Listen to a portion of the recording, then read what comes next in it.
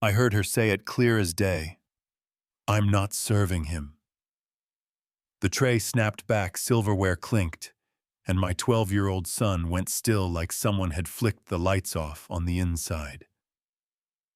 At 37,000 feet, a stranger decided a kid didn't belong, and she picked exactly the wrong family. We were on Flight 447 to Denver first class. My son Jackson pressed to the window, counting clouds, practicing the little details of feeling grown. The warm towel, the real fork. The idea that lunch on a plane could be something we remembered later. He had his comic in his lap dorm. Walker, the kid hero who never backs down, and he'd told me before, a takeoff half teasing, half serious, if they give me real silverware, I'm going to feel like a movie star, you know what I mean. I promised we'd eat together at altitude, just us, a quiet win in a noisy week. The service cart came singing down the aisle. Chicken or beef for 1A. A bright smile for 2A. A warm nod for the couple across. Plates appearing, steam rising, the little orchestration that makes first class feel like a tiny restaurant in the sky. Then she reached our row, and without a glance at my son, she leaned around him and served the person behind us like he was a coat on a hook, not a child in a seat. Jackson looked at his boarding pass like paper could settle his heartbeat. Then he found that careful voice kids use when they've been told their whole lives to be polite. "Excuse me, I didn't get to choose my meal, I'm 2B. The attendant turned, smile gone, eyes cool, and said, "We don't have meals for economy upgrades policy." The word landed like a gavel, hard and final. A few heads lifted, forks paused midair, phones come out without coming out. I said, "He's not an upgrade. He's a paid first-class passenger." She ran a look up and down my boy, like measuring tape, and said, "Maybe next time, purchase appropriate tickets instead of fishing for extras, sweetie." And that sweetie had the kind of sugar that burns. I didn't jump up. I've learned to watch a thing show you what it is before you name it. I reached into my bag, pulled out the little bag of nuts I bought in our own terminal 15 minutes earlier, handed them to Jackson, and said, "Eat a few while they finish the cart." Relief flickered across his face like sunrise. And that's when she drifted back, suddenly very interested in our row, and announced that outside food isn't permitted in premium cabins policy, loud enough to travel. The older woman across the aisle set down her fork like she'd just heard a fire alarm. I said policy is for safety and service, not for keeping a hungry kid from a handful of almonds. The attendant looked at my son without even the decency of pretending compassion and said, "Children should learn to follow rules. Consider this a good lesson." I felt my jaw find that hinge where it locks. Jackson nodded like he'd failed a test he didn't know we were taking. The older woman leaned over with the soft courage of a grandma who's seen every playground fight that ever mattered. "Sweetheart, I've got honey. Graham crackers. My granddaughter loves them. Would you like some?" And you could see my kid bend toward the kindness like a plant turning to light. The attendant slid her hand in like a gate. "Ma'am, keep your food to yourself. We have strict rules about sharing in first class." That's when the room changed. The older woman straightened, tiny but tall somehow, and asked, "What exactly is your problem with this boy?" The attendant's mask slipped in a way that takes years to learn, but one sentence to reveal. Some people need to understand their place. I wish I could tell you she didn't say it. Yeah, that happened. Phones weren't shy anymore. They were up, full lenses open. The hum of the engines suddenly felt like the soundtrack to a bad memory we were all going to carry. Jackson touched his boarding pass again, tiny finger under the seat number like it was Braille for belonging. "My place is 2B, he said. Not loud, not small either.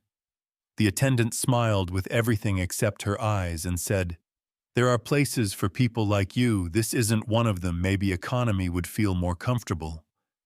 The air thinned for a second. She pivoted to me, trying to turn this into a lecture. Sir, perhaps teach your son what appropriate behavior looks like in a premium cabin. Privilege comes with expectations. My son's eyes glassed and he tried to blink the tears back because he's 12 and 12 wants to be brave and invisible at the same time. I leaned close and told him you did nothing wrong, not one thing, and then I stood. I didn't raise my voice. I didn't need to. I said my name is Richard Carter. A couple business travelers lifted their heads like a radio station had tuned in. I'm the chief executive officer of Skyline Airlines. And the silence that followed wasn't awkward anymore. It was electric. Color drained from her face so fast, I thought she might sway. She opened and closed her mouth, looking for policy that would save her from the choices she'd already made. I said, this is my airline. These are my planes. These are my customers. And you have spent the last 20 minutes skipping a paid passenger during meal service, blocking a stranger from offering crackers to a hungry child, and telling my son there are places for people like him. Which page of the manual authorizes that? Which paragraph instructs staff to sort dignity by skin color? Go ahead, show me. There was nothing to point at but herself. I tapped my phone speaker on and said to my head of security at Denver, we'll need airport police and our customer care at the jet bridge legal looped. We have multiple recordings of a civil rights incident on board 447. The attendant whispered, please, I didn't know who you were. And I said that's exactly the problem.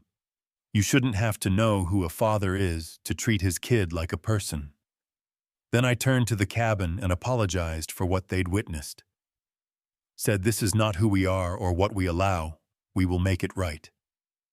The second attendant came out from the galley with both entrees, hands shaking, and set them in front of my son with an extra dessert and an apology that sounded like it came from somewhere true. Jackson looked at me for permission. I nodded. He said thank you, with the kind of manners his mother taught him, and I'll never unlearn. The first attendant tried one last angle. I have a mortgage, she said. I made a mistake. And I crouched to my boy and told him the piece I needed him to carry long after this plane became a story. You belong everywhere, in any seat you walk to, at any table you sit down at. No one gets to make you small so they can feel big. He nodded. A tear got away. Anyway, he wiped it with the back of his hand and tried a smile. I stood and told her, you didn't make a mistake. You made a choice, then another, and they all pointed the same direction. We touched down in Denver to a jet bridge full of uniforms and clipboards and steady eyes. Airport security, our customer care director, a federal agent who introduced himself as Martinez and said we'll need statements and the videos people captured. The older woman stood right up with a voice like a bell and said, I'm ready. I saw everything. Half the cabin lined up behind her because silence had finally run out of places to hide. The attendant sat in an empty seat until security asked her to stand. She looked at me and said, I'm sorry, and I believed she was sorry. In that moment. I also believed she wouldn't have been sorry if no one had pressed record. Both things can be true and still not change what needs to happen next. They walked her out, some filmed, some didn't. My son watched until he didn't want to, then he looked at me to see how to feel. And I told him you don't have to celebrate anyone's worst day. You just don't have to carry what they tried to put on you. By baggage claim, the story had already started to outrun us. Hashtags buzzing, strangers arguing over policy and decency in the comments. People writing their own versions of, there are places for people like you, from stores and schools and office lobbies. My boy asked, do you think she'll learn or just get mad? And I told him people change when they choose to. Consequences can make that choice more honest. Months later, I got the short emails that matter more than headlines. Findings, substantiated, training, expanded, oversight, added. None of it erases a sentence said out loud in a sky full of witnesses, but it builds a fence so the next kid doesn't get pushed. I know the debate you're already having. Was firing her on the spot too much? Should I have waited for HR? Was it performative because I have a title? Here's my answer, and it's simple. I don't fire people for being imperfect. I don't fire people for getting tired or mixing up trays. I fire people when they decide dignity is optional, when they use a uniform to weaponize contempt, when they tell a child, there are places for people like you, and none of those places look like a future. That's not service, that's harm with silverware and a smile. If you were in 3A